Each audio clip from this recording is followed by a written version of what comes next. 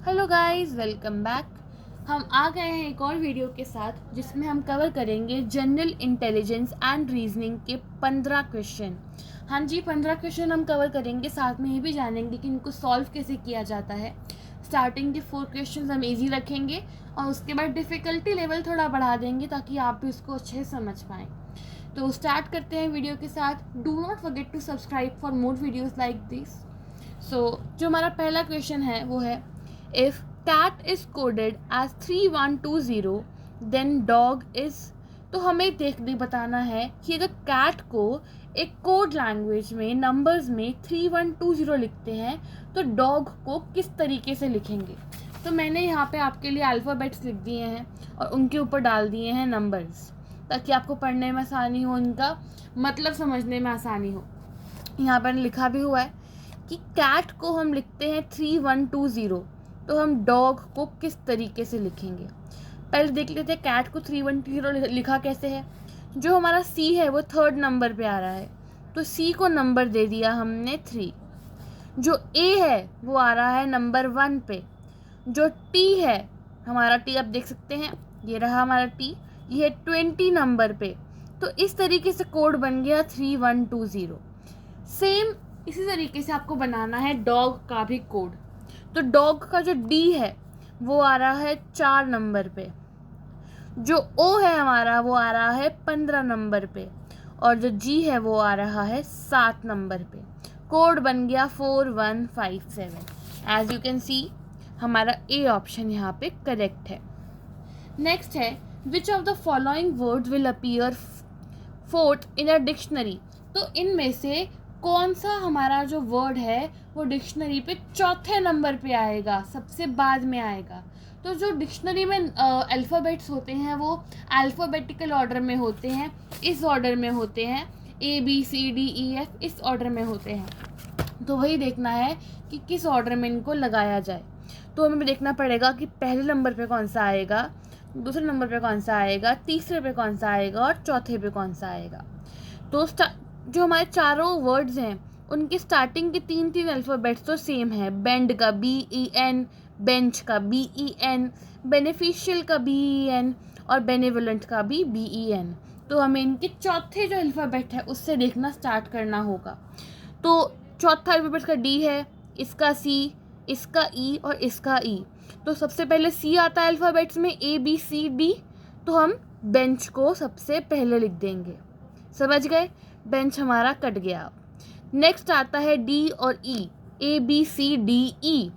अगला alphabet number आ गया हमारा ए नंबर का, बेंड। अब है कंपटीशन इन दोनों में। इन दोनों का जो चौथा अल्फ़ाबेट है वो ई ही है, तो हमें इनके 5वें अल्फ़ाबेट पे जाना पड़ेगा। इसका 5वां अल्फ़ाबेट F है, इसका 5वां अल्फ़ाबेट V है। तो कौन सा अल्फ़ाबेट पहले आता है, F या V? पहले F आता है और V बाद में आता है। तो जो पहले आता है F उसको हमने लिख दिया पहले, बेनिफिशियल, और बेनेवलेंट सबसे आखिरी में आएगा हमारे डिक्शनरी में। तो हमें पता चल गया कि हमारा राइट ऑप्शन है वो है बेनेवलेंट। नेक्स्ट क्वेश्चन है, सिलेक्ट द रिलेटेड वर्ड। अगर बैंक रिवर से कनेक्टेड है तो माउंटेन से क्या कनेक्टेड है, वैली। आगे बढ़ते हैं नेक्स्ट क्वेश्चन की तरफ। If train is coded as SQHZO, how would plane be coded in that code. अगर हमने ट्रेन को कोड किया है इस तरीके से, तो प्लेन को किस तरीके से कोड करेंगे। देख लीजिए आप, चारों ऑप्शंस के स्टार्टिंग के 4 अल्फ़ाबेट सेम हैं, तो हमें लास्ट अल्फ़ाबेट पे फोकस करना है। अच्छा, यहाँ पे लिख देती हूँ मैं। ट्रेन को हमने किस तरीके से कोड किया है, आप देख सकते हैं यहाँ पे ट्रेन को कोड किया है SQHZO से।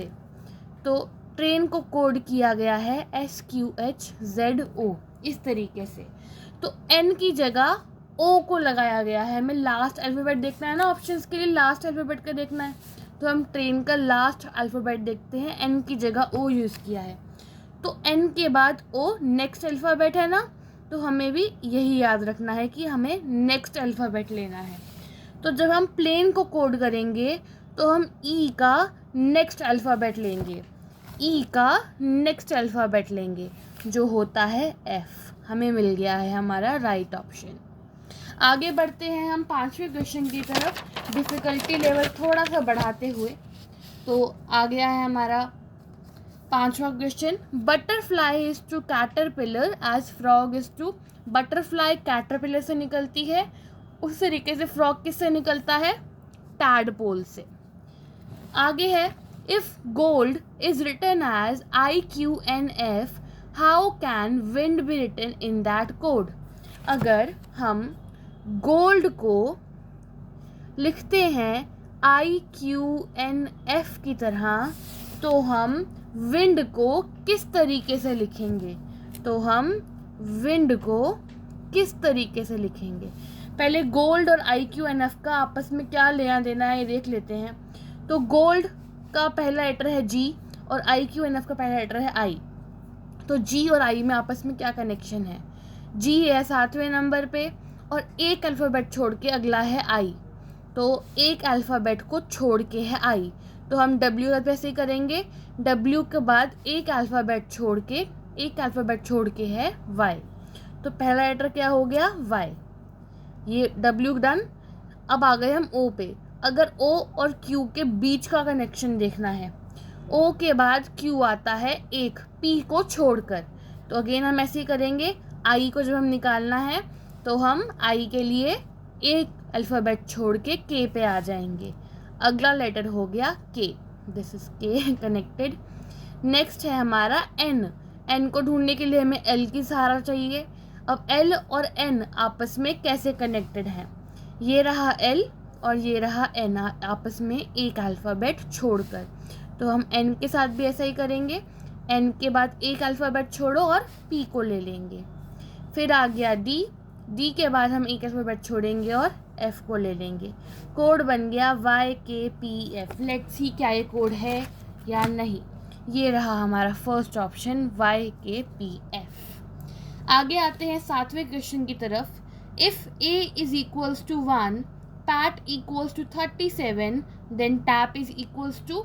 देखिए सीधा सीधा ये भी हमारा निकल सकता है कि पैट का उल्टा टैप, पैट का उल्टा टैप, उल्टा कर दिया जाए तो 37 का उल्टा 73। एक तो ये भी लॉजिक हो सकता है, इसका एक और भी लॉजिक हो सकता है। यहाँ पे लिखा है A इज इक्वल्स टू 1, अगर A इक्वल्स टू 1 है तो B equals to 2, C equal to 3, number wise चलता जाएगा, है ना।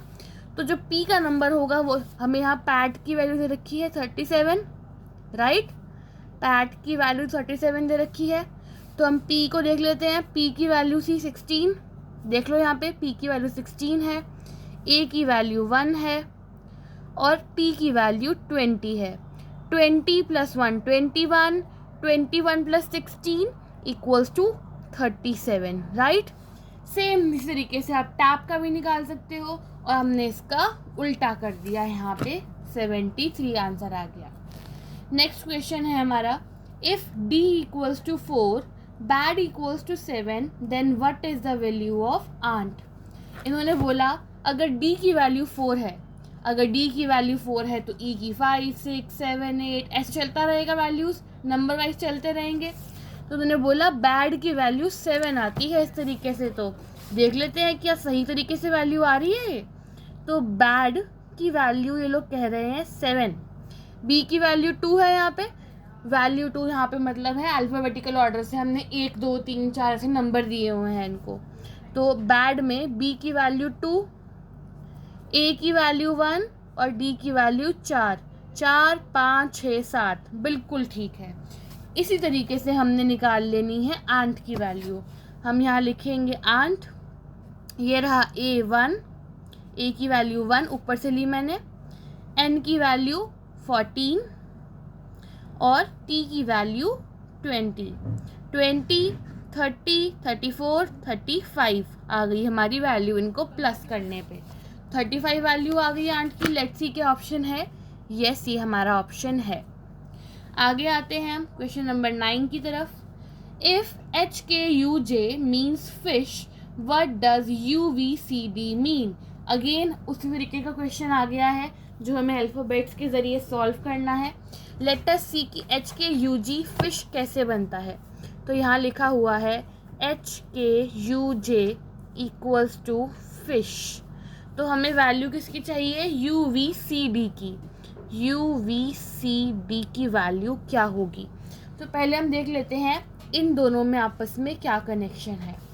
तो हमने H के साथ F लिखा हुआ है, हमने H के साथ यहाँ पे F लिखा हुआ है, यानी कि एक लेटर छोड़ के हम पीछे गए हुए हैं।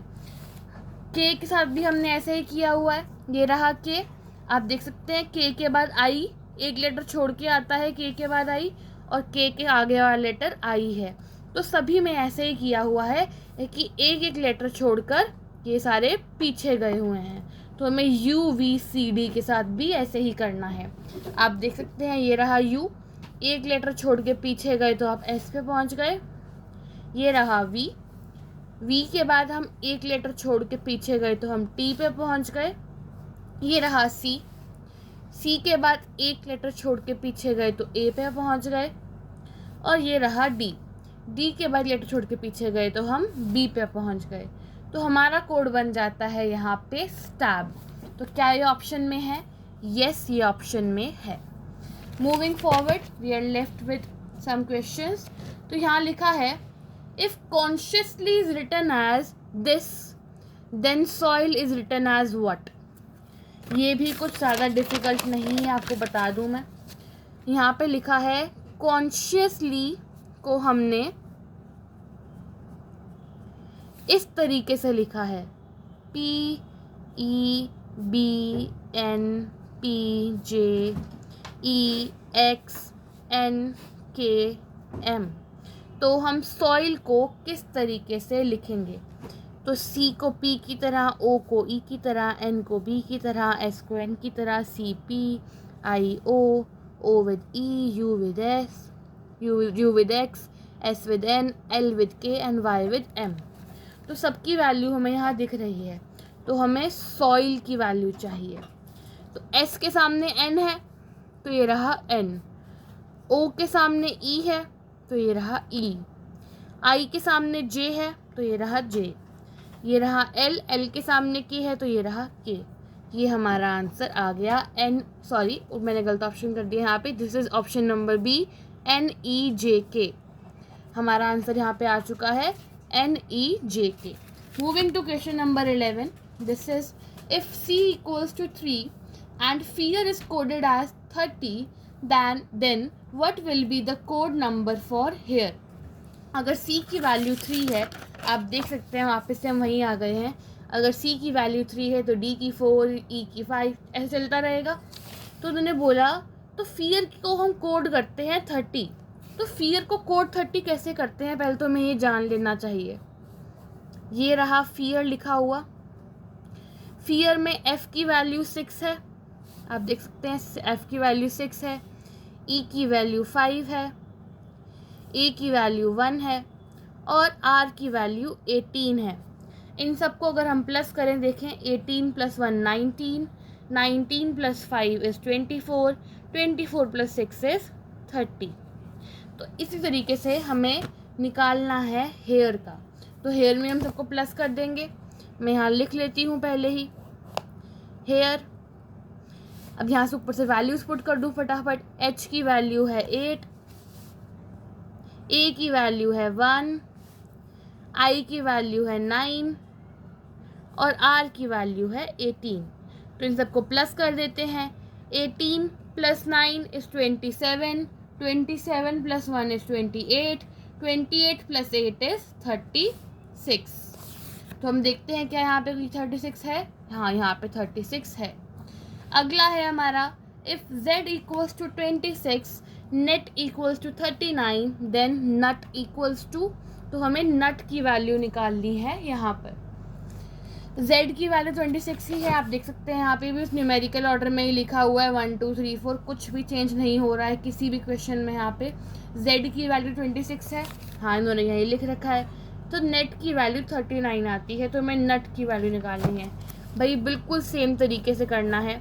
इन्होंने कहा है कि नेट की वैल्यू 39 है, बता देती हूँ कि नेट में एन, ई और टी की वैल्यूज़ को यहाँ से प्लस करने पे 39 आता है। तो इस तरीके से हमें नट को प्लस करना है।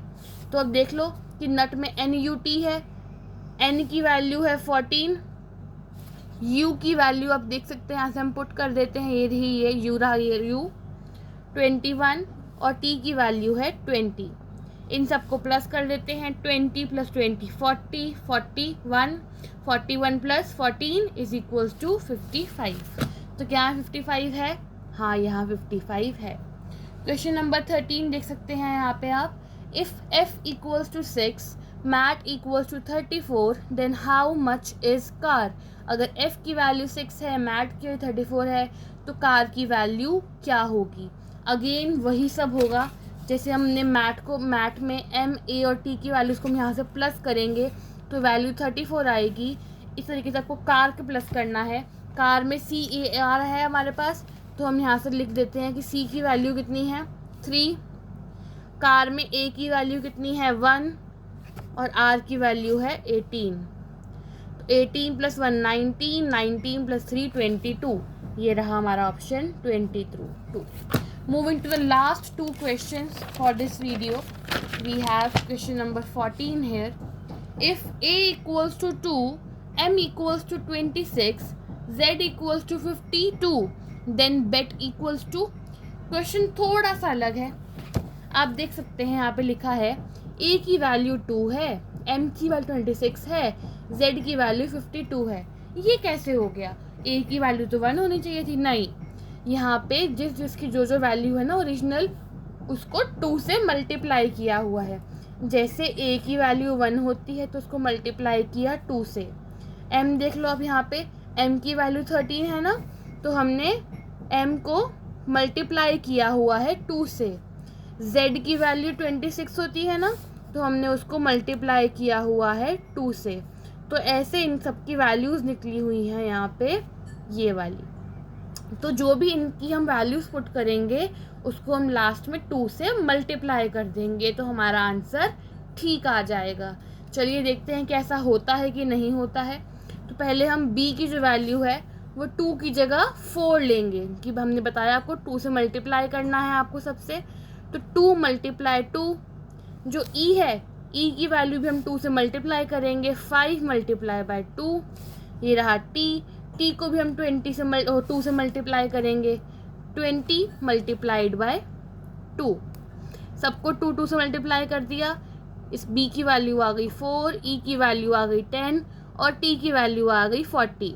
इन सबको प्लस कर देंगे, 40 + 10 50 + 4 54। तो आ गई वैल्यू हमारी 54। Moving to question number 12।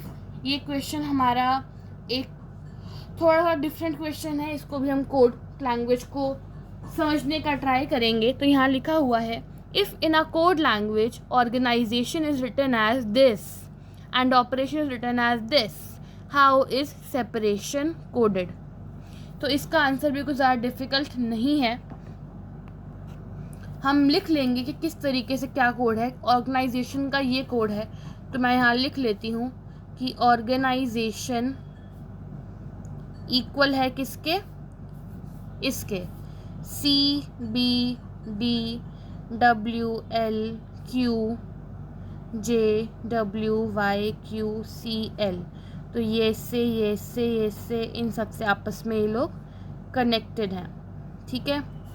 इस तरीके से ऑपरेशन इक्वल है इसके, तो ऑपरेशन भी लिख लेते हैं हम यहाँ पे कि ऑपरेशन इक्वल है इसके, तो हम लिख लेते हैं OXFBWYQCL। ये दोनों लोग आपस में इक्वल हैं सारे अल्फ़ाबेट्स कोड में। तो हमें कोड निकालना है सेपरेशन का, तो हम ढूंढ लेते हैं कौन किसकी इक्वल है। यहाँ पे मुझे S दिख गया, तो मुझे सेपरेशन का निकालना है।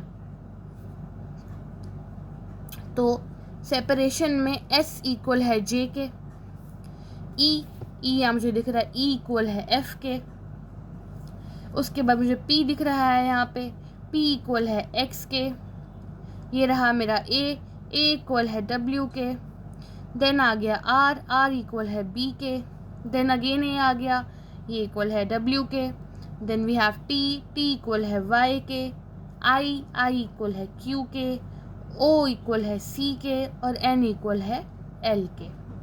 तो हमें हमारा कोड मिल गया जो कि है option number C. I hope you understood these questions. If you have any query, you can put down in comments and do not forget to subscribe before you leave.